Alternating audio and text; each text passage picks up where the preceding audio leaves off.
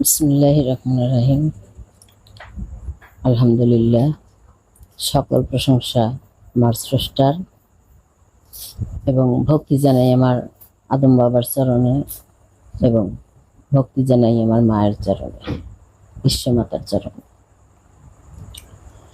এবং আমার এই ভিডিও যারা দেখবে তাদের প্রতিও আমার সেই আল্লাহর তরফের রহমত বর্ষিত হোক এই বলে তাদের প্রতি আমি সালাম জানাই। আসসালামু আলাইকুম ওয়া রাহমাতুল্লাহি ওয়া বারাকাতুহু। তো আজ আমি ফরজ এবং সুন্নত নিয়ে কিছু কথা বলতে চাই।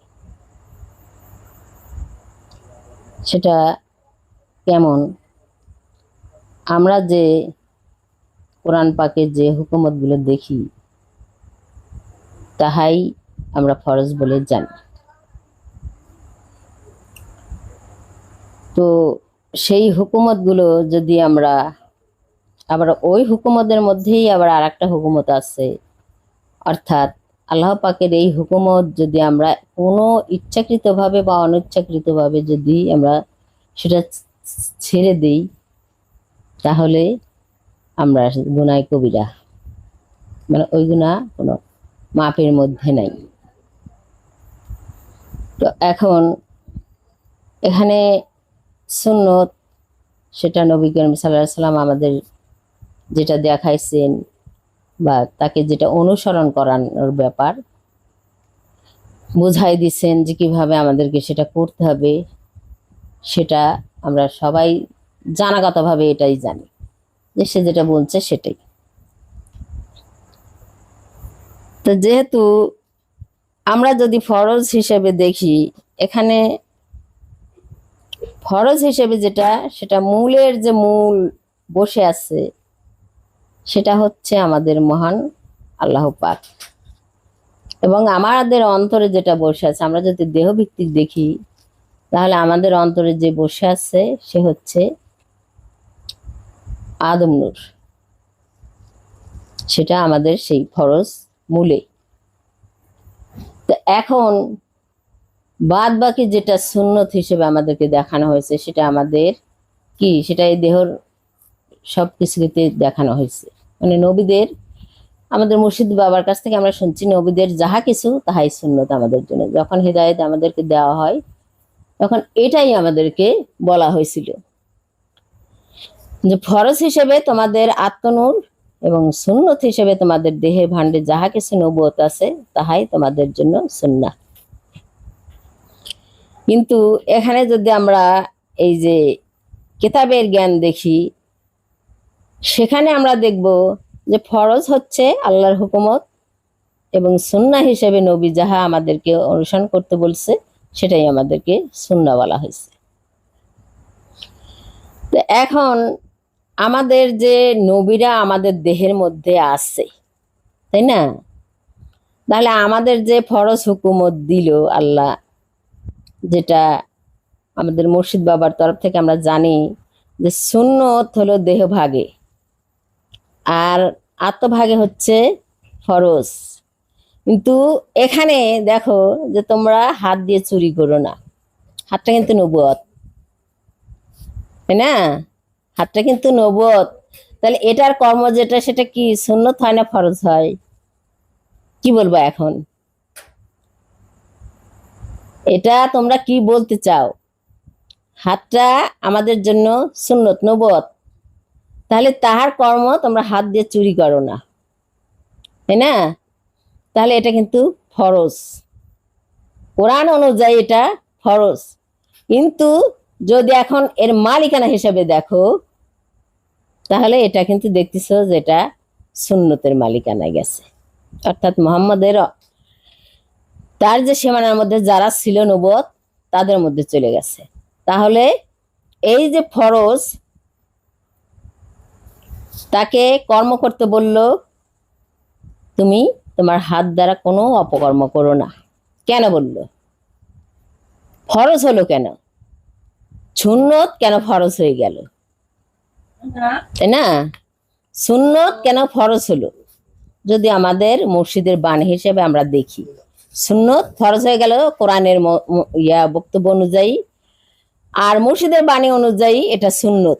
নবুয়তি সমস্ত কিছু শুধু মুর্শিদের বাণী না, এটা আমরা সবাই জানি যে নবুয়তিটা সুন্নত। তাহলে আমরা যদি হাত দিয়ে কোনো অপকর্ম না করি তাহলে এটা হাতের কর্ম, তাই না? তাহলে হাতের কর্ম যেটা, সেটা কোনো নবীর কর্ম, তাই না? তাহলে নবীর কর্ম হলে সেটা সুন্নত হওয়া উচিত, কিন্তু ফরজ হয়ে গেছে সেটা।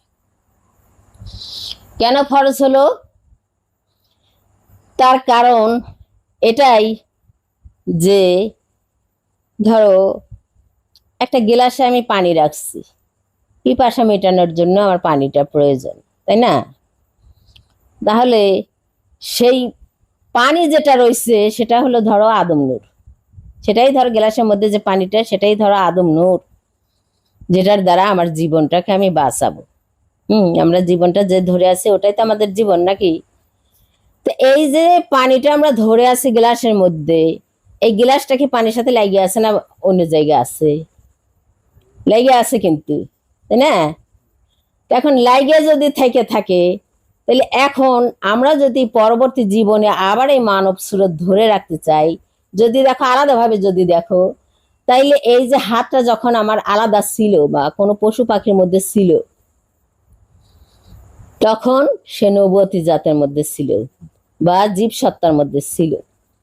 এখন সে সেই আদম নূরের সঙ্গী হয়েছে, হয়েছে কিনা? ধারক বাহক হয়েছে, তাই না? তাহলে ধারক বাহক হলে সেই ফরজের সাথে তাকে মিলিত করা হয়েছে, ফরজের সাথে তাকে মিলিত করা হয়েছে। এখন সেই ফরজের সাথে তাকে যদি মিলিত করে রাখা হয়, তাহলে একটা গ্লাসে যদি ময়লা থাকে তাহলে পানিটা পর্যন্ত দেখা যাবে যার খাওয়ার কোনো রুচি আসবে না, তাই না? তা আমার যে দেহের মধ্যে সমস্ত সুন্নতি, সমস্ত অঙ্গ প্রত্যঙ্গ রয়ে গেছে, তাই না? এটাকে ফরজের সাথে সংযুক্ত করতে চাইলে ফরজের মতোই আমাদেরকে পবিত্র হতে হবে, তাই না? যেমন গ্লাসটা পবিত্র, পানি আরো পবিত্র, পানি আরো পবিত্র। তো এই জন্যে একে ফরজের সাথে সঙ্গী করতে হলে আমাদের ফরজের মতোই পবিত্র হতে হবে। যদি আমরা কেউ সেই আল্লাহওয়ালা ব্যক্তি হই, তাহলে আল্লাহ বলছে না যে তোমার হাতে আমার হাত, তাই বলছে নাকি? যদি তাই বলে থাকে তাহলে আমাদের আত্মা ফরজ, তখন হাত যদি আল্লাহ বলে থাকে আমার হাত, তাহলে আল্লাহর হাত হলে কি সেটাও ফরজ হয়ে যায় কিনা? গেছে কিনা? গেল কিন্তু ফরজ হয়ে। কিন্তু যত টাইম যদি আমরা আলাদা করে রাখি, তাহলে আমরা যদি ফরজ, আর একটা কথা আছে যে আদম সুরত ছাড়া কখনো বেহেস্তি নয় কেউ, তাই না? তা আদমের যে সুরত, সেটা আমরা যদি সূর্যের দিকে তাকাই, দেখো তার কি কোনো সুরত দেখতে পাই? কখনোই দেখতে পাই না। আবার যদি আহমদের দিকে তাকাই, চন্দ্রের দিকে তাকাও, তার কি কোনো সুরত আছে কোনো মানুষের মধ্যে দেখতে হবে? কখনোই হয় না, কখনোই এদের কোনো সুরত, এদের যদি আসল রূপটা দেখতে যাও সেখানে গিয়ে পাবা না এদের সুরত। তো এখন এই সুরতটাকে গঠন করা হয়েছে সমস্ত নবুয়তকে একত্রিত করে। আমাদের মুর্শিদ বাবাও কিন্তু এটাই বলছে যে আল্লাহর অস্তিত্বের মধ্যেই সমস্ত সত্য, তার অস্তিত্বের মধ্যেই সমস্ত সত্য। তো সমস্ত সত্য যদি আল্লাহর মধ্যে হয়ে থাকে, এই জন্য কোরআনের মধ্যে তার হুকুমতকে, এই সুন্নত গুলোকে নিয়ে এসে ফরজ করা হয়ে গেছে, ফরজ হয়ে গেছে। অর্থাৎ আল্লাহর সঙ্গে সঙ্গী করার জন্য তোমরা যদি এই হুকুমত গুলো পালন করো, তাহলে তোমরা সেই ফরজের সাথে সংযুক্ত হচ্ছ। আর এই সংযুক্ত না হলে তোমরা সে আদম সুরতি হতে পারবে না, তোমাদের বেহেশত কি থাকবে না। তো এটা আর একটা কথা যে আমরা আদম সুরত ছাড়া কেউ বেহেস্তি না, এই কথাটার অনেক মাহিত্য আছে। কেমন সেটা? সেটা হচ্ছে, এটা তো একটা হাদিসের বাণী, মুসলিম শরীফে আছে এই হাদিসটা, এটা কিন্তু কোরআনে নেই। অনেকে আবার ভুল করে বলে যে এটা কোরআনেই আছে, কিন্তু না, এটা কোরআনে না, এটা হাদিসের বাণী। তো এটা মাহিত্য। আমি দেখলাম সেদিন একজন বলছে যে আদম সুরতি বেহেশতে যাবে ঠিকই, অন্য যারা পশু পক্ষী আছে এরা যাবে না, নবুয়তরা যাবে না। তাহলে ধরো আমি যখন ফরজ হুকুম, সুন্নত হুকুম কে সমস্ত কিছুকে পবিত্র পুত পবিত্র করে সেই আদম নূরের সঙ্গী বা ধারক বাহক অর্থাৎ বাহন যাকে বলা হয়, আদম নূরের বাহন, এই দেহ হচ্ছে আদম নূরের বাহন, সেই বাহন হিসেবে তৈরি করতে পারি, তাহলে এই সুরতটা নিয়েই আমি কিন্তু ভেস্তে যাব, তাই না? তাহলে আমার সাথে যারা যাচ্ছে তারা কারা? তারা কি নবীরা নাকি বাইরের কেউ? এই জীবেরাই নাকি বাইরের কেউ? এই জীবেরাই। এই একদিক থেকে এটা। তাহলে আল্লাহর কিন্তু না বেহেস্তের দরকার, না দোজকের ভয়, কোনো কিছুর দরকার আছে তার? কোনো কিছুরই দরকার নাই। দরকার হলো আমাদের এই যে আহমদিনের জগৎ এর। কেন দরকার? আল্লাহ ঘুমায় না, এটা কোরআন সাক্ষী। আল্লাহ খায় না, এটা কোরআন সাক্ষী। তারপরে আল্লাহর কোনো কেউ নেই, না, এটা কোরআন সাক্ষী। সে একক সত্তা। তাহলে আমাদের কি আছে? আমরা যারা এই দেহ ভাণ্ড দিয়ে ইয়া করি, আমাদের খেতে হয়, ঘুমাতে হয়, তাই না? তাহলে বেহেস্তের দরকার কার? এই দেহের দরকার না? বেহেস্তের দরকার কিন্তু প্রয়োজনীয়তা। বেহেস্ত মানে কি? আটটা যে বেহেস্তর দরজা বুঝাইছে, এই আটটার যে বেহেস্তের নামগুলো আছে সেই নামগুলো আমি বাংলায় বলতেছি। একটা হচ্ছে বাগানের অধিকারী, একটা হচ্ছে প্রাসাদের অধিকারী, একটা হচ্ছে এই যে তোমরা যে খাও দাও এর একটা অধিকারী, আর নিরাপত্তার অধিকারী। মানে এভাবে আটটা প্রয়োজনীয়তা, মানুষের যে আটটা প্রয়োজনীয়তা সেটাকেই বেহেস্ত বলা হয়েছে। হ্যাঁ, তা এখন সেটা কার? এই যে আটটা জিনিস যে বলা হলো, এই আটটা জিনিসের প্রয়োজন কিন্তু এই দেহেরই, আল্লাহর কোনো প্রয়োজন এগুলোর নাই। ঘরের দরকার, প্রাসাদের দরকার, এটাও এই দেহের জন্য। ঘুমানোর দরকার, একটা বিছানার, ওই যে বলছে না যে তোমরা মখমলের উপর ঘুমাবা, এই ঘুমানোর জন্য এই দেহেরই প্রয়োজন। তাহলে বেহেস্তে যদি কেউ থাকে সেটা এই দেহর প্রয়োজনেই দেহ যাবে। দেহের সুখ শান্তির জন্য, দেহের প্রয়োজনীয়তার জন্য, দেহের খাদ্যের জন্য, দেহের ঘুমানোর জন্য এগুলো দরকার ওখানে। তাই এগুলো যদি তোমরা চাও, এগুলো যদি তোমাদের না থাকে, তাহলে দেখবা দেহ অচল বিকল, তাই না? তোমার যদি ঘুম না হয় তুমি কি মারা যাবা না? মারা গেলে কি তোমার আত্মা থাকবে? থাকবে না কিন্তু। তাহলে এই বেহেস্তটা এই দেহেরও দরকার, আবার দেহের সাথে ওই আল্লাহকে ধরে রাখারও একটা ব্যাপার স্যাপার আছে। শুধু যে বেহেস্ত তা কিন্তু নয়। এই জন্য বলছে আল্লাহ যে তুমি হে মুতমাইন্না, তুমি আমাদের কাছে আসো, তাদের জন্য বিনা হিসাবে বেহেস্ত। কেন বেহেস্ত? কারণ ওই যে তারা ওই যে সুন্নতের থেকে আল্লাহর সাথে সংযোগ হওয়ার জন্য তারা, তাদেরকে বলা হয় পরম ব্যক্তি। তাদের নাম কিন্তু আর এই বনি থাকে না, জীব থাকে না। আমরা অন্য ধর্মের জীব এবং পরম বুঝাই, আমাদের ধর্মে আম্মারা এবং মুতমাইন্না। সেই ব্যক্তিকে কিন্তু তখন মুতমাইন্না বলা হয়, এক নামে এক ডাকে বলা হয়, তাকে আলাদা করে কোনো আম্মারা জাতি বোঝানো হয় না।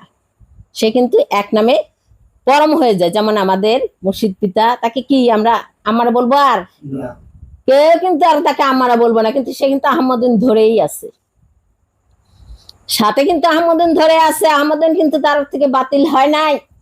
তাহলে তার দেহটা যদি পরম হয়ে যায়, সেই মুতমাইন্ন হয়ে যায়, তাহলে সে অলবডি নিয়ে ফরজে দাঁড়াইছে নাকি আর আহমদিনের সে অস্তিত্ব আছে? আমারাই আছে। তাহলে সে যদি বেহেস্তে যায়, তাহলে কে যাচ্ছে? সে যদি বেহেস্তে যায়, এই আমারাই যাচ্ছে, কিন্তু শুধু তার দিক নির্দেশনা পরিবর্তন করছে, তার স্বভাব চরিত্র পরিবর্তন করছে, তার সেই নিজের অস্তিত্বকে ফানা ঘটায় দিয়ে সেই ফরজের সাথে সে সংযোগ লাগছে, তাই না? এটা তো এখন আর একটা হিসেবে দেখো, নবুয়তের যারা জাতি তারা কিন্তু তাদের স্বরূপে, নিজস্ব রূপেও কিন্তু বেহেশতের মধ্যে থাকবে। এই যে আমরা যে দুনিয়াতে আসছি, বেহেশতে যা দুনিয়াতেও কিন্তু তাহাই, খাই দাই ঘুমাই কিন্তু ওই একই ব্যাপার স্যাপার, ওই তো এখানে যে আমরা বেহেশতে থাকি, এখানে কি গরু ছাগল নাই আমাদের খাওয়ার জন্য? ওই ইয়াটি আছে না, মেয়াটা আছে না, যেটা বেহেশতে বুঝাইছে, তো ওখানে তো মেয়া থাকবে। তো নবীর ওটা আসল সুরাত আছে না, জীবজাতি যাচ্ছে না বেহেশতে, গেছে কি না?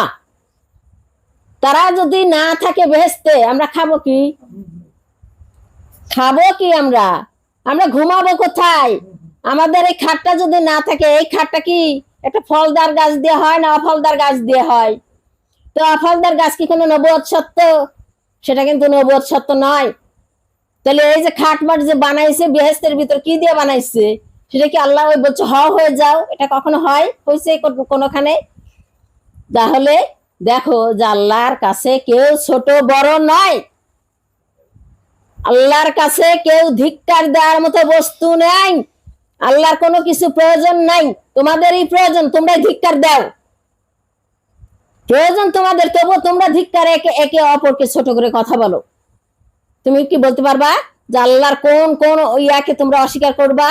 আর রহমানে বলে নাই, সূরা আর রহমানে বলে নাই আমার কোন কোন দানকে তোমরা অস্বীকার করবা? তোমরা কেমন করে করো অস্বীকার? কেমন করে করো? কোথায় করো? কিভাবে করো? কোন মন নিয়ে করো? তোমাদের মন দুইটা না? মন দুইটা, একটা অবচেতন মন, একটা চেতন মন। একটা দেখো বলতেছে যাই ওরে এটা চুরি করি, হ্যাঁ ভালোই হবে নি, এক তো খাওয়া যাবে নি। আর একটা মন কি বলে, না নিস না। তাহলে আমাদের মন কিন্তু দুইটা আছে। তাহলে নারী সত্য কয়টা? এবার বলো নারী সত্য কয়টা? নারী সত্য চারটা হলে, সেই চারটা হলে আমাদের দেহ ভাণ্ডকে ধারণ করে রাখছে। আর মন যে কথা বলে, রাজত্ব যে করে, এই দেহকে ভাণ্ডকে যে চালায়, সেই সত্য দুইটা। তোমরা ভালো করে দেখে নাও সেই সত্য। দেখো মুর্শিদ বলছে না একটা তোহা একটা তোহা কন্যা, বলে নাই? একটা তোহা একটা তোহা কন্যা। তো দুই দুই সত্য পাইলে না বুঝে? ওই রকম ওই অতীতের দুই সত্যই আছে।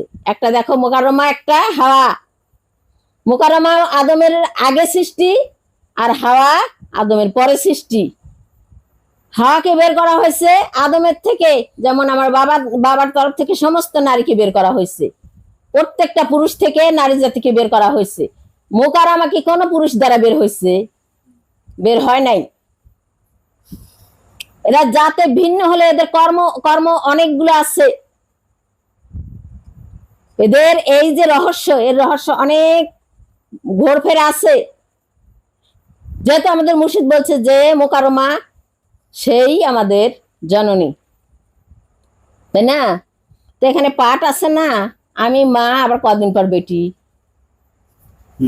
আমি মা, আমার জিনুয়ারা মা, আমি বেটি, আবার আমি মা হয়েছি। পাঠ আছে না? পাঠ বুঝতে হবে, এখানে পাঠ বুঝতে হবে। আর একটা কথা কি, এই যে আমার কাকা বললো অজুর কথা, যেটা চারটে ফরজ, তাই না? তো এই যে অজু যে আমরা করি, এটা কিন্তু আবার সেই কি সুন্নতের জন্যই করে থাকি, কিন্তু এটাকে ফরজ রাখা হয়েছে। এটা দেখো, আমি তো মাদ্রাসায় লেখাপড়া করছি, এসব বিষয়ে আমার আবার একটু হয়তো একটু হলেও জানা আছে। তো সেই দিকে দেখলে চারটা ফরজ, আর যদি তায়াম্মুম করো, যদি পানি না পাও, তাহলে ফরজে যেখানে রাখা হয়েছে সেখানে কিন্তু পানি রাখা হয়েছে। আর যদি পানি না থাকে, তাহলে ওখানে আবার মাটি রাখা হয়েছে। মাটির কাছে যাও, দেখবা যে তিনটা হয়ে গেছে সেখানে। মাটির কাছে গেলে কিন্তু তিনটা, সেখানে আর পা থাকে না, কুলি করা থাকে না, নাকের মধ্যে মাটি নেয় না, নাকি? ওটা কিন্তু আর নেয় না, দেখছো? তাহলে ওযু যে করব, প্রত্যেকটা জিনিস কোরআনে আছে মানুষকে ইঙ্গিত দেওয়ার জন্য, মানুষকে বোঝানোর জন্য। কোরআন পড়লেই যে তোমরা বুঝবা তা কিন্তু নয়। কোরআন এই জন্য, কোরআনে কে বলছে যে আমাকে যে বুঝবে সে হলো জ্ঞানীরাই, অজ্ঞানী নয়। আমাকে যে বুঝবে সে হলো জ্ঞানী, বুঝবে, অজ্ঞানী নয়। পড়ে তো সবাই। তো এখন পানি দ্বারা কি কোনো পাক পবিত্র হয়? কেউ পবিত্র হয় পানি দ্বারা। যদি পাকের কথা বলো তাহলে সেটা আগুন লাগবে, পানি না। পাকের কথা শুনছো? আমার আব্বা বলছে যে পাক একটা জিনিস, পবিত্র আর একটা জিনিস। পাক যেটা, সেটা আগুন দ্বারা তাকে পরিস্ফুট করা হয়। যদি পাক বলো এখানে, তাহলে আগুন লাগবে, এখানে কিন্তু পানি লাগবে না। তাহলে কি আল্লাহ ভুল করছে পানি বলে? নিশ্চয় না, নিশ্চয় না। তাহলে এখানে এই যে আমরা নাকে পানি নিচ্ছি অর্থাৎ পরিশুদ্ধ করতেছি, পানি দ্বারা আমরা পরিশুদ্ধ করি। পানির যে মালিক তাকে কি বলা হয়? রুহুল্লাহ নাকি? পানির যে মালিক ঈসা নবী, তাকে কি বলছে? রুহুল্লাহ তো বলে। আর এই পানির যে মালিক, এটা সে দাবি করে না, কিন্তু আমাদের মুর্শিদ পাক বলে গেছে সে পানির মালিক, তাই না? তো এখন দেখো যে দুইজনকে এখানে আল্লাহ ফুৎকারে আত্মা দিচ্ছে, একজন রুহুল্লাহ আর একজন আদম, তাই না? কিন্তু রুহুল্লাহকে ফুৎকারে আত্মা দিলেও রুহুল্লাহ কিন্তু সে আদম নয়, সেটা আল্লাহর নূর ছিল না। সেদিন আমি এই কথাটা বলছি যে জিব্রাইলের হাতে ওই ইয়াটা দেওয়া হয়েছিল, আত্মা। আর জিব্রাইল কখনো আল্লাহকে ধারে কাছে যাইতে পারে না, তাইলে ওটা আল্লাহ নূর ছিল না, সেটা অন্য কিছু নূর ছিল। আচ্ছা যাক, তখন এই যে রুহুল্লাহ, এই রুহুল্লাহ সে থাকে এই আল্লাহর সাথে, আল্লাহর ধারে কাছে অতি নিকটে থাকে। তো অতি নিকটে যে থাকে তাকেই পানি বলা হয়েছে। পানির এক সত্য দেখো, কোরআনে বারবার বলা হয়েছে যে পানি দিয়ে সমস্ত সৃষ্টির আমি প্রাণ সঞ্চার করি, প্রাণ তৈরি করি। আমরাও জানি যে পানির অপর নাম জীবন, তাই না? তাহলে জীবন একটা আছে, আত্মার একটা আছে। বোঝা গেল এখানে, কোরআন থেকেও বোঝা গেল, আমরা বাস্তবেও যা জানি। এই যে পানি, এ হলো প্রাণ শক্তি। সেই প্রাণ শক্তি হচ্ছে রুহুল কুদ্দুস, অর্থাৎ রুহু, যা যে সে আত্মাকে ধারণ করে থাকে। যখন মানুষের ওই শুক্রাণু যায়, এই শুক্রাণুটাই সেই রুহুল কুদ্দুস, যে আত্মাকে ধারণ করে নিয়ে মায়ের কাছে পৌঁছে দেয়, মোহাম্মদের কাছে পৌঁছে দেয়। তো এখন এই পবিত্রতার ভার পড়লো তার উপর, যে তুমি এই মানুষকে পবিত্র করো। কিভাবে? এখন আমরা পানি নিচ্ছি, কোথায়? মুখে পানি নিচ্ছি, এটা একটা ইঙ্গিত বুঝতে হবে না? কেন আমরা মুখের মধ্যে পানি নিয়ে কুলকুলু করতেছি? তাহলে এখানে আমাদেরকে বোঝানো হচ্ছে যে পানি দ্বারা যখন মানুষকে পরিষ্কার করা হয়, আমরা জানি যে পানি দ্বারাই আমরা কাপড় চোপড় ধুই, সবকিছু ধুই। তাহলে আমরা মুখ ধুচ্ছি কেন? পানি দ্বারা কেন মুখ ধুচ্ছি? পানি কেন নিয়ে আসা হলো? অর্থাৎ তুমি তোমার মুখের জবানকে পবিত্র করো নামাজে যাওয়ার আগে। তুমি তোমার মুখের জবানকে পবিত্র করো নামাজে যাওয়ার আগে। নাকের মধ্যে পানি দেওয়া হয় না, নাকের মধ্যে। তারপরে এই যে মুখমণ্ডল, অর্থাৎ মুখমণ্ডল হলো আমাদের সুরতের অল বডি বুঝায়, তাই না? তোমাকে আমি চিনবো কি দিয়ে, তোমাদেরকে আমরা চিনবো কি দিয়ে? তোমাদের মুখমণ্ডল দেখালে আমি বলতে পারবো এটাই মন, তাই না? আর মুখমণ্ডল যদি না দেখি, একই পোশাক পরে অন্য পৃষ্ঠে যদি দাঁড়ায় থাকে, কেউ চিনতে পারবো? তাহলে এই মুখমণ্ডল মানে বোঝানো হয়েছে সমস্ত আল সুরাতকে তোমরা পবিত্র করে নামাজে দাঁড়াও, আমার কাছে এসো। অজু কি শুধু অজু এমনি? কানের মধ্যে আঙুল দেয় না, দিচ্ছে না কানের মধ্যে আঙুল? এই কানে আঙুল দেওয়ার মানে ওটাই যে তোমরা যাহা শোনো তাহা শুদ্ধ করে শোনো এবং তাহা বিচার বিবেচনা করে পথ চলো। এটাই হচ্ছে সেই বাণী, সেই ইঙ্গিত, অজুর ইঙ্গিত। তোমরা পা দিয়ে চলো না, পা ধুতে বলা হয়েছে না? অল বডি ধুতে কেন বলা হয় নাই? পা ধুতে বলা হয়েছে কেন? তোমরা এই পা হলো তোমাদের বাহন, তোমরা যে চলাফেরা করো সেই চলাফেরার বাহন। কোথায় চলছো সেটা আগে ভেবে দেখো, কোথায় চলতেছো, সেটা তোমার পবিত্র আছে কিনা সেটা তুমি দেখে তারপরে তুমি, এটা হলো ইঙ্গিত। এই যে 4টে ফরজের এটা হলো ইঙ্গিত, তোমাদের এই ফরজগুলো তোমাদের মধ্যে ধারণ করো, নইলে কখনো সেই সালাত অর্থাৎ আল্লাহর সেই ধারে কাছে যাওয়ার, তোমাদের সিজদা করার মতো ক্ষমতা তোমরা রাখো না। ঠিক আছে, হাত হলো পরিচালনাকারী। প্রত্যেকটা হুকুমত পরিচালনা করে কে? হাত দ্বারাই তো করে, নাকি অন্য কিছু দ্বারা? তো যে পরিচালনা তুমি তোমার জীবনকে করো, তোমার জীবন থেকে যে তোমার বাক্যগুলো আসতেছে, তোমার সেই দুইটা ইয়ার থেকে, যে এই সংসারের বডিটা চালায়, এই তোমার দেহ ভাণ্ডটাকে চালায় দুইজন, তাদের তরফ থেকে যে তোমার উপর হুকুমত আসতেছে হাত, তুমি সেটা আগে মেপে দেখো যে তুমি সেটা করতে গেছো, সেটা তোমার ঠিক আছে না বেঠিক আছে। তুমি হাত দিয়ে বিষ খেলেও খেতে পারো, আবার অমৃতও খেতে পারো, তাই না? এটা বিচার করে দেখবে না? এটাই হচ্ছে অজুর মূল কারবার, এটাই হচ্ছে অজুর মূল কারবার, এটাই হচ্ছে ইঙ্গিত। প্রত্যেকটা ইয়ার ইঙ্গিতে এই যে কোরআনের যে নবুয়ত গুলো আছে, হুকুমত গুলো আছে, প্রত্যেকটা ইয়ার মধ্যে ইঙ্গিত। সেই ইঙ্গিত গুলো যদি তোমরা না বোঝো, কিভাবে তোমরা সেটা পালন করবা? তাহলে আমি যে বেশি সময় নিয়ে বলি, আমি তো আর বলি না তোমরা এটা করো ওটা করো। কেন করবা এটা না, আমার কথা এটা না, কেন করব, তোমরা এটা করবা নাকি ওটা করবা, এই কেন নাই আমার মধ্যে।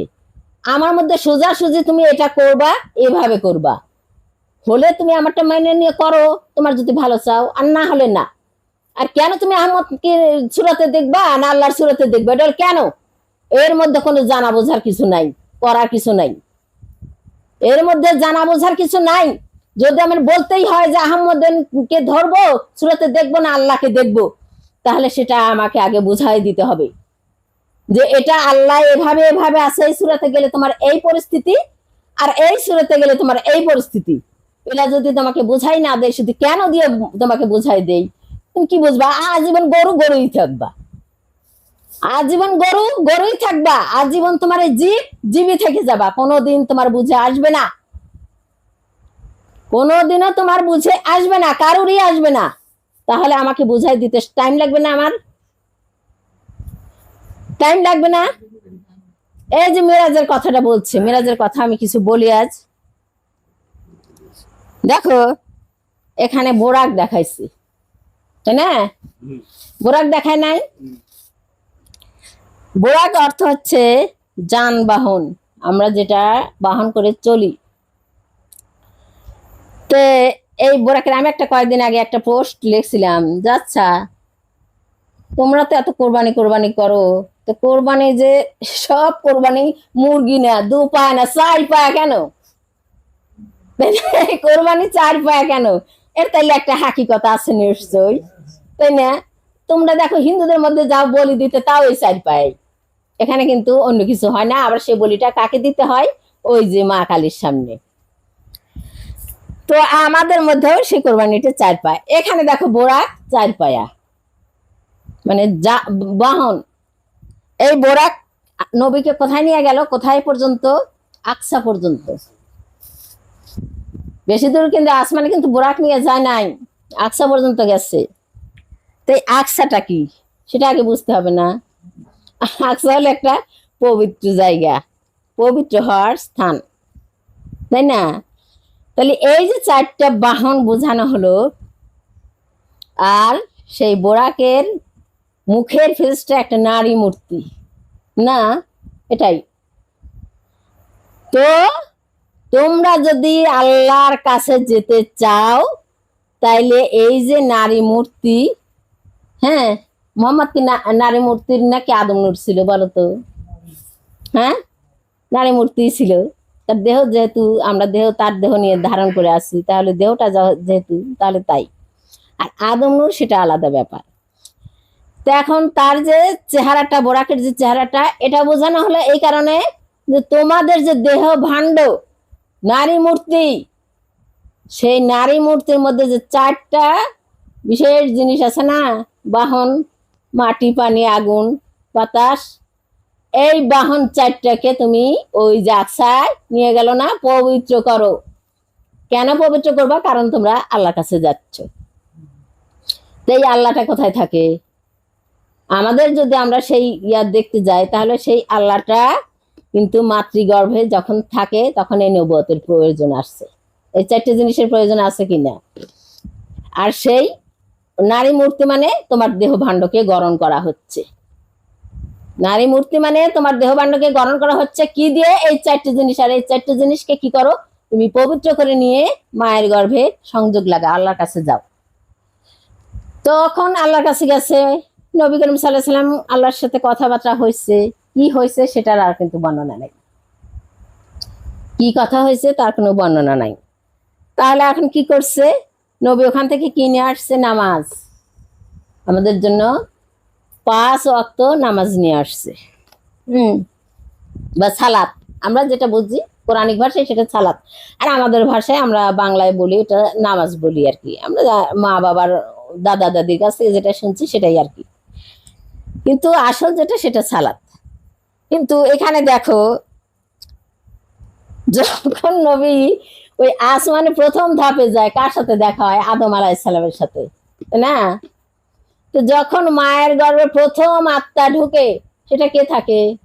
কার সাথে দেখা হয় মায়ের প্রথম? আদমের সাথে কিনে, তারপরে তো সব নবুয়ত যোগ লাগে, তাই না? তা আদমের সাথে যখন দেখা হলো, দেখা হয়ে তারপর সে করলো কি? সেই আল্লাহ পাকের কাছ থেকে সে সালাত নিয়ে আসলো।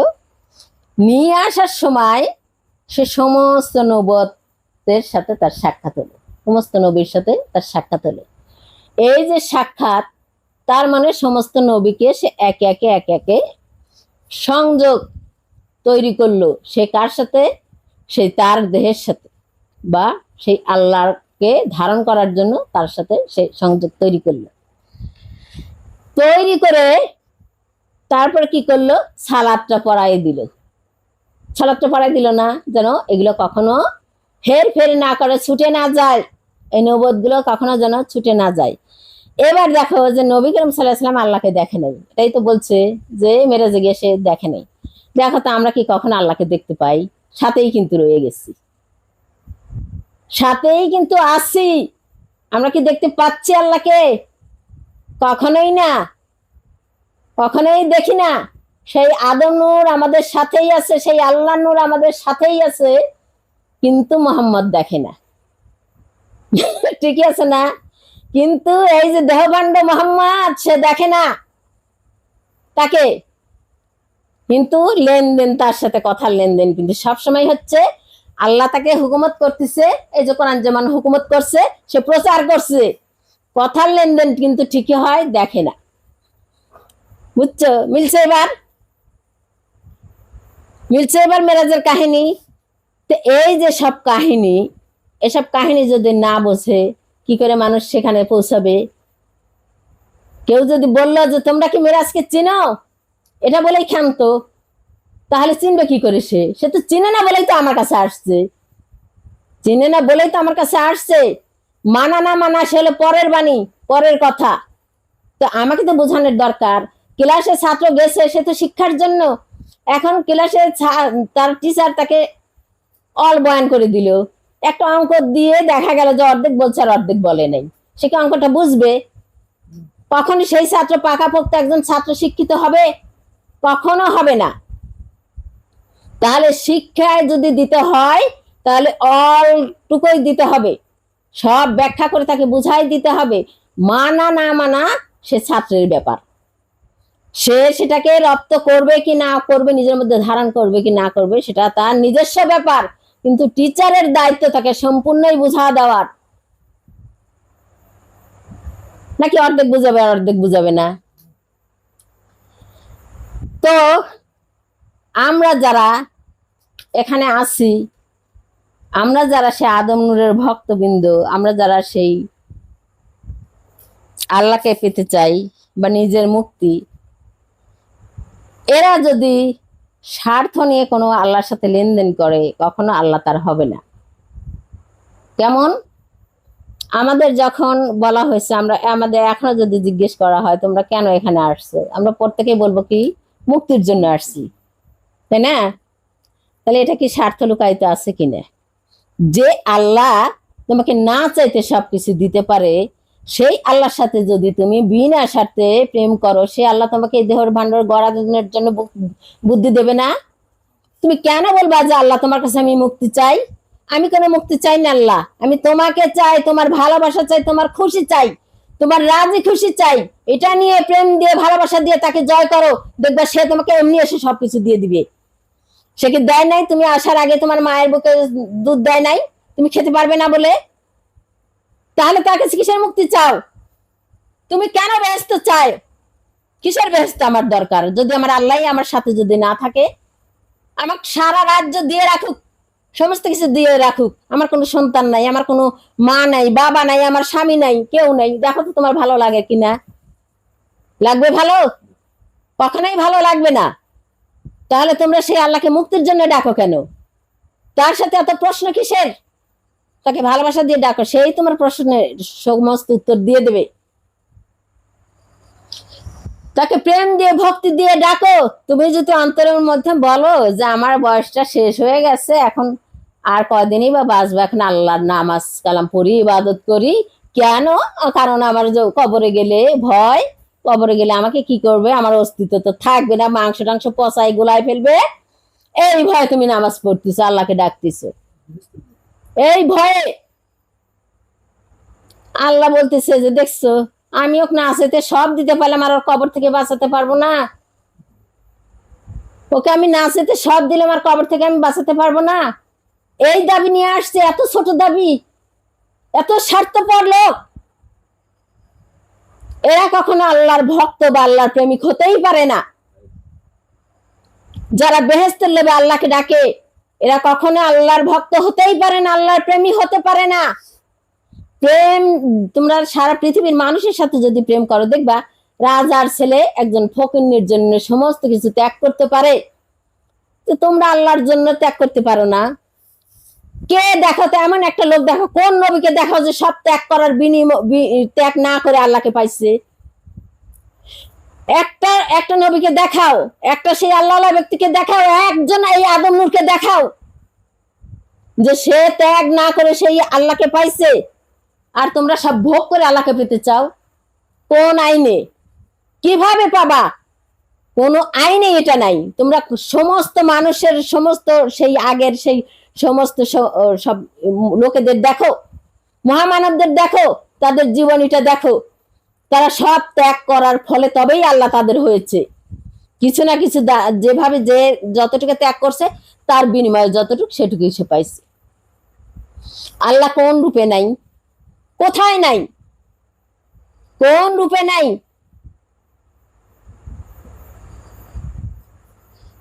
ত্যাগ নাই, তোমাদের ভক্তি নাই, তোমাদের শ্রদ্ধা নাই। যেখানে কোনো ভক্তি নাই, যেখানে প্রেম নাই, সেখানে কোনো ভক্তি নাই, সেখানে স্বার্থ লোকায়িত থাকে। যেখানে ভালোবাসা নাই সেখানে ত্যাগ হয় না।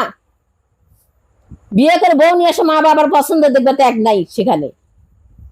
বউ যতই বলুক, বউরও ত্যাগ নাই, স্বামীরও ত্যাগ নাই।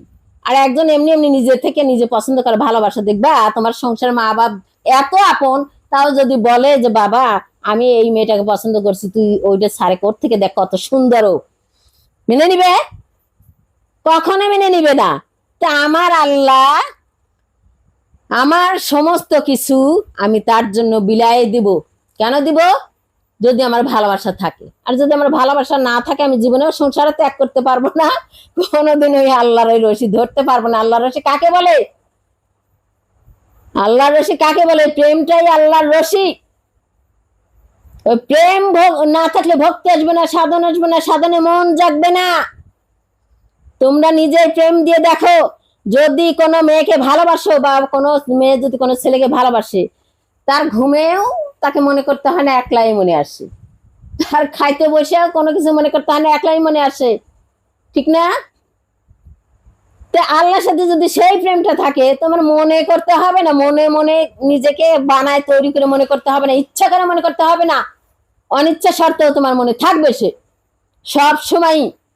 তুমি খাচ্ছ, ঘুমাচ্ছ, পায়খানা করতেছো, আর যেখানেই যাও, কোরআন পড়ো আর না পড়ো, গোসল করতেছো আর যাই করো, দেখো তার বিরহে তোমার জীবনের সমস্ত স্বাদ সূর্য চলে গেছে। তোমাদের সেই বিরহেটা কোথায়? তোমাদের বিরহে আছে, কারণ তোমাদের ভালোবাসায় নেই, বিরহ কোথা থেকে আসবে? তোমাদের সে খোদার প্রতি ভালোবাসাই নাই, তোমার আত্মার প্রতি তোমার নিজস্ব ভালোবাসা নাই। একে অপরের প্রতি, একজন নারী যদি বুঝাও যে দেহ হলো নারী আর আত্মা হলো পুরুষ, যদি তাই বুঝাও, তাদের সেই নারী আর পুরুষের মিলন হয় কোথায়? প্রেম ভালোবাসায় নাকি থেকে অন্য কিছু? তো তোমার সেই আত্মার সাথে তোমার সেই দেহের কোথায় ভালোবাসা? তোমার তো ভালোবাসা, এই দেহ কি করে ওই ভেস্তে যাবে? সেই ওই যে দুইটা মন আছে না, একটা ওই ধান্দা করে সারাদিনে যে আমি ভেস্তে যাব কি করে, আর আর একটা ধান্দা করে না আমি আমার আদমের সঙ্গে থাকবো, আমি আমার আত্মার সঙ্গে যথেষ্ট পরিমাণ সুখী, আমার বেহেস্তের দরকার নেই। কোন রাজার সন্তানেও যদি একজন গরিবের সাথে প্রেম করে, সে বলে আমার ওই রাজপ্রাসাদের দরকার নেই, কুড়ে ঘরেই আমার শান্তি। তো সেই শান্তি তোমরা কোথায় দেখতেছ? তোমার দেহের সাথে সেই আত্মার সম্পর্ক গড়াও। সেটা গড়তে কালে কোনো ইবাদতের প্রয়োজন হয় না। সেটা গড়তে গেলে তুমি আগে চিন্তা করো সে তোমার জন্য কি করছে। এটা চিন্তা করে এমনি মাথা তোমার হেট হয়ে আসবে, নত হয়ে আসবে তার প্রতি, যে আল্লাহ আমার জন্য কি করছে, আমার আত্মা আমার জন্য কি করতেছে, আদম নূর আমার জন্য কি করে। এগুলো কি নিয়ে চিন্তা করো। নামাজে বসলে আর নামাজ হয়ে গেল, রুকু সিজদা করলে আর হয়ে গেল। এই যে কিছু কিছু লোক আবার বাইরে বের করছে যে রুকু সিজদা করতে হবে না। কি রে বাবা, আমি যদি আমার আল্লাহকে ভালোবাসি, তার পায়ে আমার সিজদা কেন? আমি সারাদিন যদি সময় পাই তাও আমার করতে আমার অসুবিধা কোথায়? সারাদিন যদি সময় পাই, তাকে স্পর্শ করলে যদি আমার সেই দেহের মধ্যে শিহরণ জাগে, তাহলে সিজদা কেন? সারাদিন যদি আমাকে বলে যে আমার পায়ের সাথে তুমি লেপ্টে ধরে থাকো, তাও থাকতে আমার ভালো লাগবে। সেই শিহরণ যদি আমার মধ্যে জাগে, সেই প্রেমের শিহরণ, ভালোবাসার শিহরণ যদি জাগে, তাহলে সেই আল্লাহর সাথে একবার কেন, আমাকে যদি 1000 রাকাত নামাজ নিয়ে আসতো, তবুও আমার ওই শিহরণটা, ভালো লাগার সেই মধুর সম্পর্কের সেই ভালো লাগার ইয়াটা অনুভব করতে আমাকে যদি কেউ নিষেধ করে, তাও কেউ শুনবে না। দেখো, তোমরা যদি ভালোবাসা করো, প্রেম প্রীতি করো, তোকে কারো নিষেধ কেউ শোনে না। কোথায় চুরি করে যাবে, কোথায় কি করে যাবে। এই জন্য আব্বা বলছে একটা কথা, যে তোমরা যদি তোমার আত্মাকে ধরতে চাও, তাহলে সেই ধরতে গিয়ে তোমাদের যা করার দরকার তোমরা তাই করবা। বলছে কি না? তোমরা তাই করবা। এটা তোমাদেরকে নারী পুরুষ দিয়ে আমি বুঝাই দিলাম। তোমাদের দেহের মধ্যে সেই নারী পুরুষ, তাই নারী পুরুষ দিয়ে বোঝানো সহজ হলো, বুঝতে পারবা সহজে, তাই এটা দিয়ে বুঝাইলাম। বুঝতে পারছো? তো আমাদের মুর্শিদ যেটা করছে আমরা দেখছি, সে সর্বক্ষণ কান্না করছে, সর্বক্ষণ ভাত দিলে সে ভাত বুঝে নাই, বুঝে না। আমার মা নিয়ে যে ভাত দিয়ে রাখছে, ডাকছে ওঠো ভাত খাও, ভাত খাও, ভাত খাও। কাকে বলতেছে? সে সর্বক্ষণ তার ধ্যানে মশগুল হয়ে থাকতো। মানুষের যে ইবাদত যখন সে আল্লাহর সঙ্গী হয়, মানুষের কিছু কিছু, আমি একদিন বলছিলাম না যে ধাপ আছে। এই যে তোমরা শিহরণ দেখো, নারী পুরুষের যে শিহরণ, এটা যদি তুমি আত্মার সাথে সম্পর্ক গড়াও, এটাও তোমার মধ্যে হবে, অনবরত হবে। এই জন্য আব্বা একটা কথা বলছে না, কাজী নজরুল ইসলামের, যেমন ভাটির তরে আবার কেন উজান যেতে চায়। তো সেই উজান যাবে তোমাদের, দেখবা তোমার আর কোনো কিছু ভালো লাগতেছে না, সারাক্ষণ তোমার ওইগুলোই করতে মন চাইবে, যেটা তোমার এখনো মন চায় না। কারণ তুমি স্বার্থের জন্য আল্লাহর কাছে যাও, প্রেমের জন্য যাও না, তাই তোমার মন চায় না, ইবাদতে মন বসে না। বুঝছো? ইবাদতে মন বসে না। ইবাদত কি? ডাকা, তাকে হাজির করা, তারপরে তার কাছে প্রয়োজন বোঝানো, তাই না? তা আল্লাহকে দেখাই জানে, তাকে ডাকবো কিভাবে? তা আল্লাহ সে ব্যবস্থা তো করেই রাখছে। দেখছো, বাতাস পানিকে বহন করে নিয়ে যায় না, তাপ পানিকে বহন করে নিয়ে যাচ্ছে না। এই যে কাদা মাটির মধ্যে পানি আছে, তাই না? আমরা ড্রেনে পানি রাখি না, ড্রেনের মধ্যে পানি দেওয়া হয়, সেখানে পায়খানা পেশাব সব একাকার হয়ে যাচ্ছে। কিন্তু সেই পানি যখন তাপ দিয়ে তারপর বাতাস বহন করে তাকে মেঘ রূপে দাঁড় করায়, দাঁড় করাচ্ছে, সে আবার কিন্তু পবিত্র হয়ে ফিরে আসতেছে, ফিরে আসে না? তাহলে এই যে বাতাস, যে আমরা খালি বাতাস, খালি চোখে দেখি, বাতাস দেখা যায় না, তাপ দেখা যায় না, এটা দেখা যায় না, ওটা দেখা যায় না, আল্লাহকে দেখা যায় না, কিন্তু সে সমস্ত কিছুর মধ্যেই সব সময়ই আছে। আমরা যে ডাকি, এই যে দেখো ব্যায়াম করি, যখন মানুষ মোটা হয়ে গেলে বলে না ব্যায়াম করো তোমরা চিকন হয়ে যাবা, হয়তো। তাহলে এই যে আমাদের যে একটা নড়াচড়া, এর মধ্যে অনেক কিছু লুকায়িত আছে। যেমন আমরা যে কথা বলি না, এই কথার মধ্যেও সেই একটা ভাইব্রেশন হয়, কম্পন হয় আমাদের মধ্যে।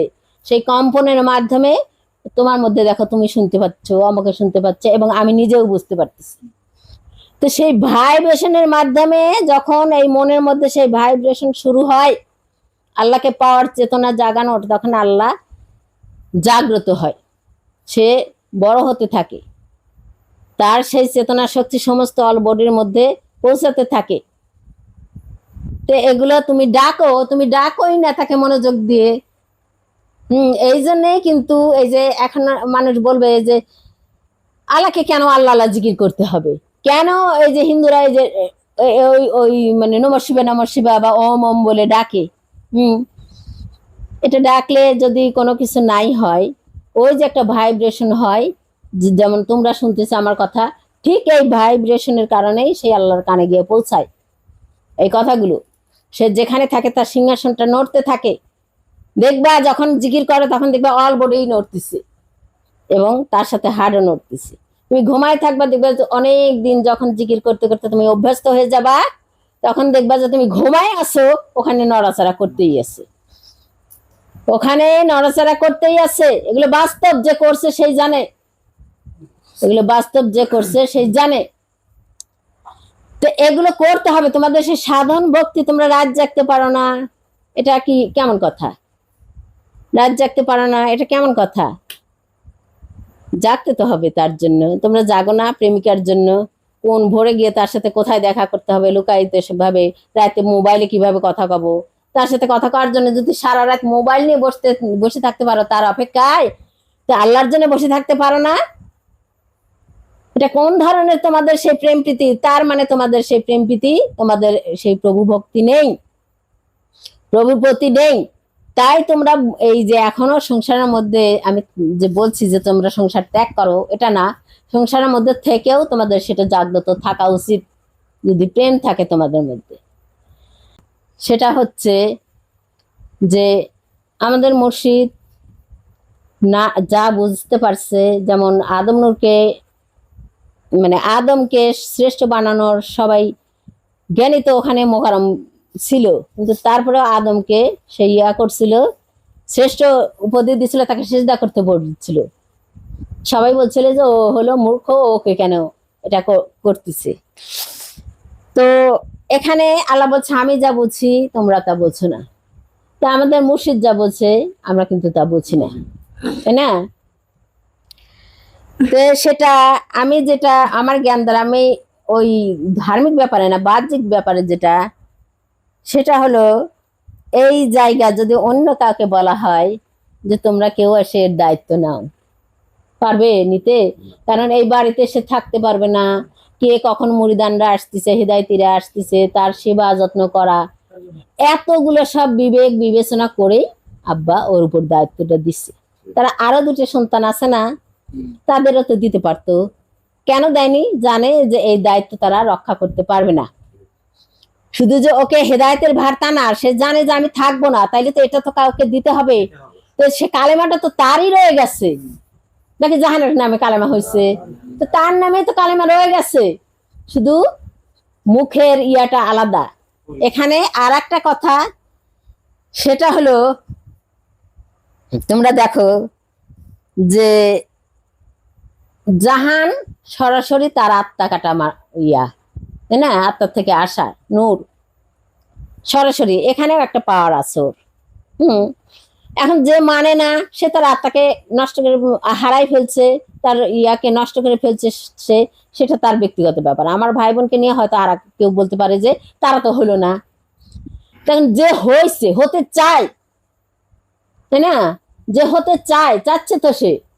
জাহানের তোমরা আগের যে জীবনটা দেখো, এখনকার জীবনটা দেখো, অনেক পরিবর্তন হয়েছে নাকি? রাতের দিন অনেক পরিবর্তন হয়ে গেছে, তার ধৈর্য সহ্য অনেকটাই বেশি হয়ে গেছে, আর হবে ইনশাল্লাহ, কেবল 1 বছর হলো। তো এত কিছু, এই যে মুরিদানরা হিদায়তীরা আসবে, ভক্তবৃন্দ আসবে, তাদের খেয়াল রাখা, তাদের ইয়া করে, এখানে একজন ব্যক্তি যে হিদায়তটা দিবে তার অনর্গল এখানে থাকতে হবে, তাই না? এই জন্য বিবেক বুদ্ধি করেই আব্বা এটা করছে। আর আমি বলি না যে তোমরা এটা, সবাই এর ভাগিদার। জাহানকে এখানে আমরা নৌকার মাঝি সবাই, তাই না? তো জাহানকে এটা হাল ধরায় শুধু বসায় রাখছে।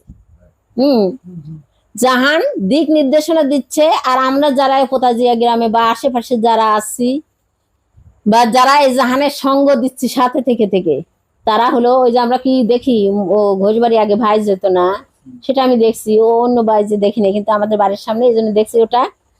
তো সেখানে দেখছি হাল একজন ধরে থাকে, সে কিন্তু হালটা নড়ায়ও না, শুধু এরকম করে ধরে থাকে নৌকাটা কোথায় যাচ্ছে সেটাকে ঠিক রাখার জন্য। আর বাদ বাকি যারা, তারা বইটাটা মারতেছে নৌকাটাকে টেনে নেওয়ার জন্য, তাই না? তখন হালটা ধরে রাখার জন্য জাহানকে এখানে দায়িত্ব দেওয়া হয়েছে। আর বাদ বাকি যারা তোমরা আসছো, সেটাকে ওই বইটা মেরে নৌকাটাকে আগায় নিয়ে যাবো। সে কোন নৌকা? সেই মোহাম্মদী নৌকা, আর আদম নূরের সেই অস্তিত্ব বরণ করার জন্য, তাই না? তোমাদের আমি বাদ দেই না, তোমাদের আমি বাদ দেই না। এখনই যদি তোমাদেরকে বলি যে আচ্ছা, তোমরা যে এমন বাদ প্রতিবাদ নিয়ে আসতেছো যে জাহানকে কেন দিল, আমাদেরকে কেন নাই, তোমাদেরকেই যদি বলি যে তোমাদের মধ্যে, তাইলে তোমরা বিচার করে বসাও একজনকে, তোমরা কি পারবা তাকে কাউকে নির্ধারণ করতে? দেখবা যে কাকে বসাবো। রফিকুলকে যদি বসাই, তাহলে ওখানে সাইফুল গুমরা হবে।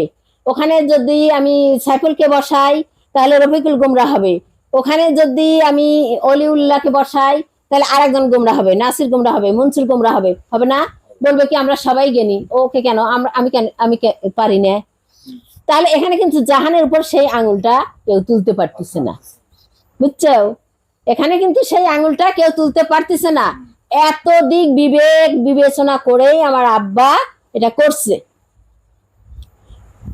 এই যদি জাহানের পরিবর্তে কোনো হেদায়েতিকে বসান যেত, দেখতে এতদিন জাহানের বেলায় যতটুকু হয়েছে তার চেয়ে অধিক গুণে মারামারি হতো, রক্তারক্তি হয়ে যেত, রক্তারক্তি হয়ে যেত।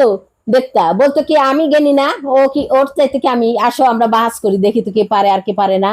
কিন্তু এই জাহানের কাছে সেটা বলতে পারতেছি না।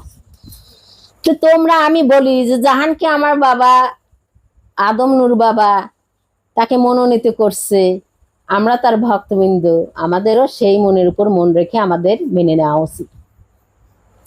চারিদিক বিচার বিবেচনা করে আমার আব্বা এটা করছে, সবার কথা ভেবে, প্রত্যেকটা মানুষের কথা ভেবেই সে এটা করছে। তো এখন আমরা যারা বাইরে যারা আছি, তা আমরা হলাম সেই নৌকার মাছ, মানে ওই বৈঠাদার। আমরা নৌকাকে এগিয়ে নিয়ে যাব কোথায়? নতুন যারা আসবে এই নৌকাতে ওঠার জন্য, তাদের জন্য আমরা সবাই সেই একজন হালদার আর সমস্ত মানুষ সেই বৈঠা দ্বারা সেই নৌকাকে পরিচালনা করতেছি। তাহলে তোমরাও তো হেদায়েতের মধ্যে সামিল আছো, নাকি নাই? এটা তোমরা যদি বৈঠাটাকে চালাও, তাহলে নৌকারটা নিয়ে যাওয়ার দায়িত্বে তোমরা তো আসছো। হেদায়েত বলতেছে যে আমরা হেদায়েতের দায়িত্বে নাই, তাকে কেন দিল? কিন্তু আছে তো তোমরা। এই যে তাদের যদি আদর আপ্যায়ন করো, তাদের যদি সঙ্গ দাও, নতুন যারা আসবে তাদের যদি তোমরা এই জ্ঞান বিতরণ করো, আমাদের মুর্শিদ এইভাবে বলছে, ওভাবে বলছে, ওভাবে বলছে, তাহলে তোমরা হাল ধর্ণা এলাকার সাহায্য করতেছো। আবার সেই মুর্শিদের সেই বাণীগুলো পৌঁছা দিয়ে তোমরা সেই মাঝির ইয়ার কাজ করতেছো, বৈঠা মারার কাজ করতেছো, নৌকাকে এগিয়ে নিয়ে যাওয়ার কাজ করতেছো। এটাও হেদায়েতের কাজ। কে বলতে পারে এটা হেদায়েতের কাজ না? কেউ অস্বীকার করবে যেটা হেদায়েতের কাজ না? হেদায়েত কি? শিক্ষা দেয় না, শিক্ষা দেয় না। অপরিচিত কেউ যদি আসে আমার বাড়িতে, তাকে শিক্ষা দেওয়ার কাজই তো হেদায়েত, নাকি? জাহানকে যেটা দিছে সেই আত্মা দেওয়ার দায়িত্ব তো জাহানকে দেয় নাই, সেটা তো মুর্শিদ নিজেই রাখছে। আত্মা মানে কি? কালেমা। আমরা সবাই জানি যে কালেমা হচ্ছে বীজ মন্ত্র, এটা জানি তো। তো বীজ মন্ত্র তো সেই আদম নূরেরই রয়ে গেছে। কি জাহানের বীজ নিয়ে দিচ্ছে নাকি মানুষকে? যে জাহান বসলে অসুবিধা আমাদের? জাহানকে শুধু হাল ধরায় দিয়ে বসা রাখছে, আর তোমরা তার টান দিয়ে তোমরা নৌকা বহনকারী নৌকাটাকে বায়া নিয়ে চলো, সবাই মিলে নিয়ে চলো, দেখবে একসময় নৌকা নিয়ে তোমরা কোথায় পৌঁছে গেছো।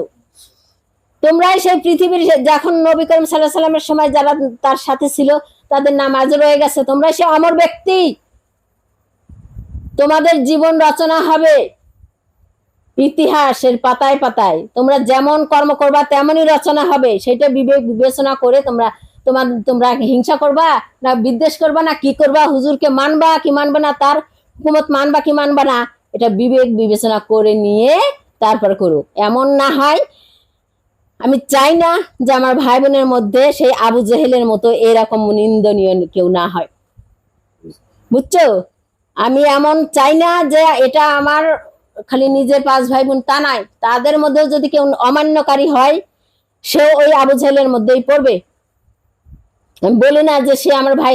অনেক মানুষ আমাকে এটা বলে যে আপনার ভাই, আপনি তাদের পক্ষ নিয়ে বলবেন। আমি না, আমি সেই বান্দা না, আমি সেই বান্দা না। এখানে ধর্মের ব্যাপার, এখানে কোনো ভাই বোনের রক্তের ব্যাপার না, পক্ষের ব্যাপার না, এখানে ধর্মের ব্যাপার, এখানে পরজন্মের ব্যাপার। ওখানে ওখানে কি থাকবে আমার সাথে? তারা যারা থাকবে তাদের সাথে আমার মিতালি করা উচিত, যারা থাকবে তাদের সাথেই আমার মিতালি করা উচিত। তাই তোমরা আমি চাই না যে তোমরা সেই আবু জেহেলের মতো নিন্দনীয় হও কেউ। তোমরা সবাই আমার মুর্শিদ যেটা বলছে সেটা, আমার মুর্শিদের যেটা মূল যেটা, সেটা সে তার কাছেই রেখে দিয়ে জাহানকে শুধু দায়িত্ব দেওয়া হয়েছে তার উপর। আর তোমাদেরকে বলছে না যে তোমরা এই এখানে যারা আসবে, মানে মসজিদে যারা আসবে, তোমরা সবাই যারা পোতাজিয়াতে বসবাস করো তারা সবাই তাদের আদর আপ্যায়ন করবা। তাহলে কি তোমাদের সেই বইটা ধরাই দিছে নাকি, হিদায়াতের বইটা? মানে ইমান, আমাদেরকে ইমানের সাথে বলে না যে পরিষ্কার পরিচ্ছন্ন ইমানের অঙ্গ। তাহলে তোমরা হচ্ছে সে জাহানের অঙ্গ, তোমরা হচ্ছে জাহানের অঙ্গ। তোমরা জাহানের সাথে লেগে থাকবা, দেখবা আজীবনই তোমরা থাকবা।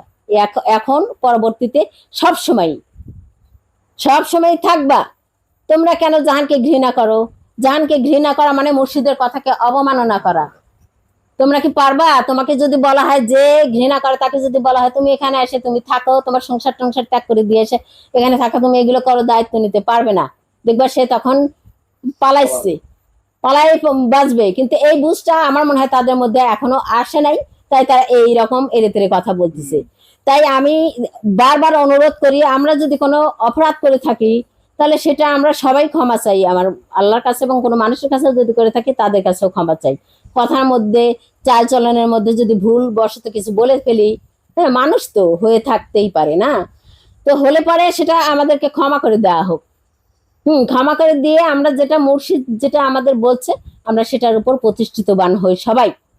এবং জাহান হালদার হোক, আমরা তাকে তার সাথে ইমান এবং ইমানের অঙ্গ, তেমনি সে হালদার, আমরা তার অঙ্গ। আর সেই মূল যে মালিক তার, সেটা তার কাছেই আছে। যেহেতু যত টাইম কালেমা পরিবর্তন না হবে তত টাইম আদম নূরের সত্য আদম নূরেরই থাকবে। আমির আলীর মধ্যে যে সে আদম নূর প্রকাশ হয়েছে তারই থাকবে, এটা কেউ নিতে পারবে না, এটা যে যাহাই বলো। আর আমাদের পিতা সেটা সে আমাদের বলেই গেছে যে আমরা যারাই ওই সত্তায় সত্যবান হব, আমরা প্রত্যেকেই আদম জাতের জাতি, আমরা প্রত্যেকেই স্বীকার করতে পারবো এবং আমাদের পরিচয় দিতে পারবো যে আমরা আদম জাতি। হ্যাঁ, তাহলে আমাদের ভয় কিসের? জাহান আদম জাতি, তোমরা আদম জাতি, নাকি জান বলতে পারবে যে আমি নিজেই আদম নূর? বলতে পারবে না? আমি বলতে পারবো যে আমি নিজেই আদম নূর? বলতে পারবো না। তার মানে তুমিও যে আদম জাতি, আমিও সেই আদম জাতি, অর্থাৎ আমরা সবাই এক গাছের ফল, তাই না? তো সেই এক গাছের ফল হিসেবে আব্বা যেটা ভালো বুঝছে সেটাই সে করে গেছে।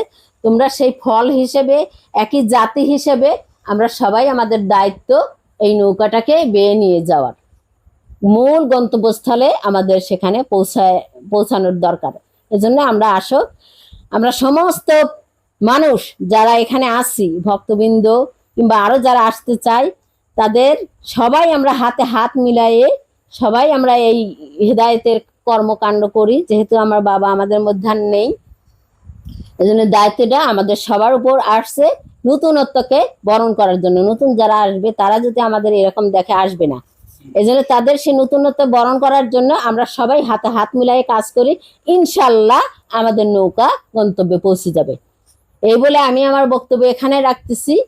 আমাদের মুর্শিদ বাবার ইচ্ছা এবং আল্লাহর সেই ইচ্ছা যেন আমরা পূরণ করতে পারি, আমাদের সেই ধৈর্য সূর্য এবং সেই কর্ম আমাদের মধ্যে যেন বিরাজমান হয়, এবং সেই কর্ম নিয়ে যেন আমরা সেই আল্লাহর কাছে দাঁড়াতে পারি এবং প্রতিষ্ঠিত হতে পারি সেই আদম জাতের জাতি হয়ে।